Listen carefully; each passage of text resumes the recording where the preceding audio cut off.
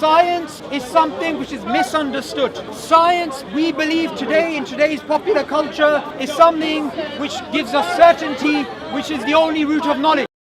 I'm glad, Subboor, that you recognise that science is misunderstood. I hope my videos will help educate you. You can start by understanding that science does not give certainty, but it is the best method for getting closer to reality. It is not the only form of knowledge, but it is the most accurate form of knowledge. Let me ask you this, you're talking about science as a root of knowledge. Can science explain to us how mathematics works? No. Can science explain to us how logic works? We know how mathematics and logic works from their own. Mathematics and logic deal with absolute proofs. Science doesn't. Mathematics and logic have their own merits. Yes, logic is independent of science. Yes. Does science tell us whether testimony is valid or not? No. Well, it depends on if there's a claim that's made that's scientific, then obviously we can. So, okay, let me ask you a question. Do you believe in Genghis Khan? Yes. Have you met Genghis Khan? No. Have you seen his grave? No. How do you know he existed? He's a Muslim. Testimony is a form of knowledge. It is less reliable than the scientific method. We have historical evidence for Genghis Khan. There are no supernatural claims about Genghis Khan. Supernatural claims require a greater burden of proof than natural claims. If you right now go home, say tonight and it's dark, and you pray to God to guide you and show you the truth, and you see the stars realigning to say there is none worthy of worship except Allah and Muhammad is his messenger, would you make your life's goal to worship God? Let's wait for that to happen first. I would accept a great deal of the validity within Islam. Okay, if you conceptually accept that, then I want to make a claim, which is between me and you. If you sincerely ask God for guidance, He will give you signs in your life which are personal to you, which may not make sense to anyone else, but which will be as crystal clear as the stars realign. The brain is something far greater than a supercomputer. How would you explain that when, from my perspective, I would say there is design behind the brain? This is just the watchmaker argument. Complexity is not a hallmark of design. We know supercomputers are designed because we have examples of them being designed.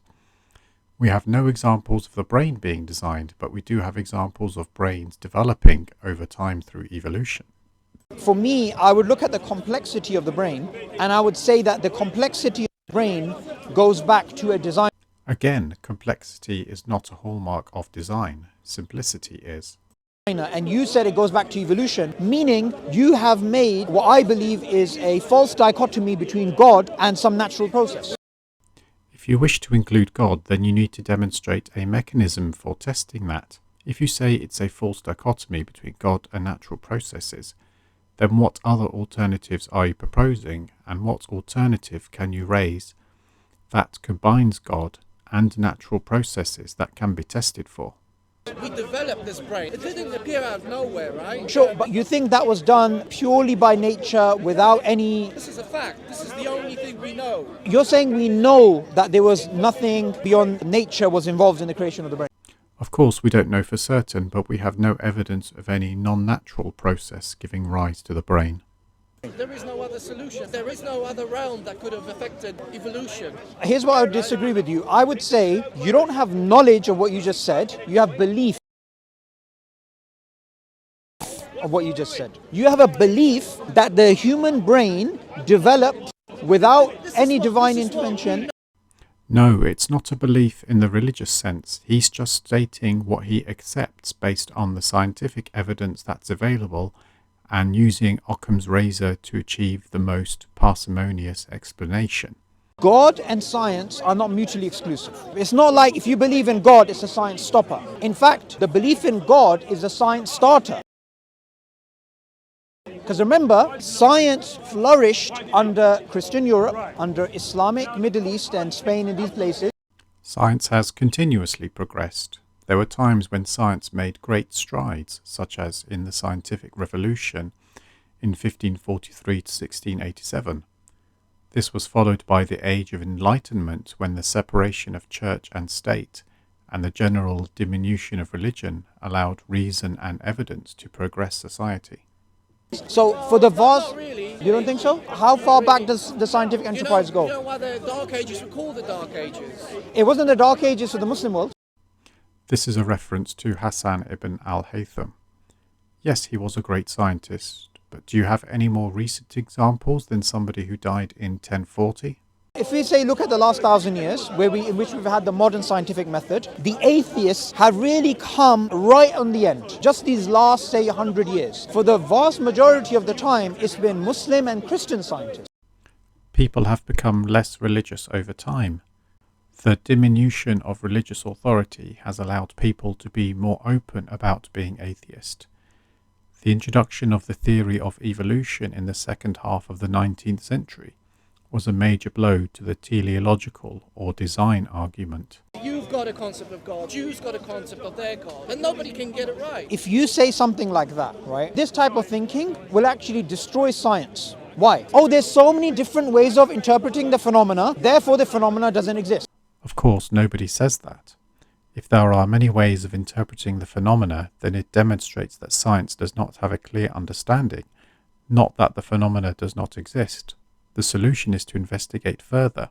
If a consensus arises, that's a good indication that the correct theory has arrived.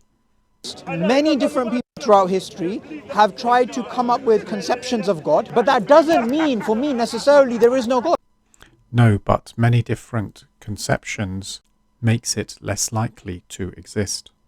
So science is basically the application of reason to the natural world. So how can a human being trust their mind and trust that their mind can unlock the mysteries of the universe and it can come up with concepts which are true if the human mind is a product of a random evolutionary process without divine intervention?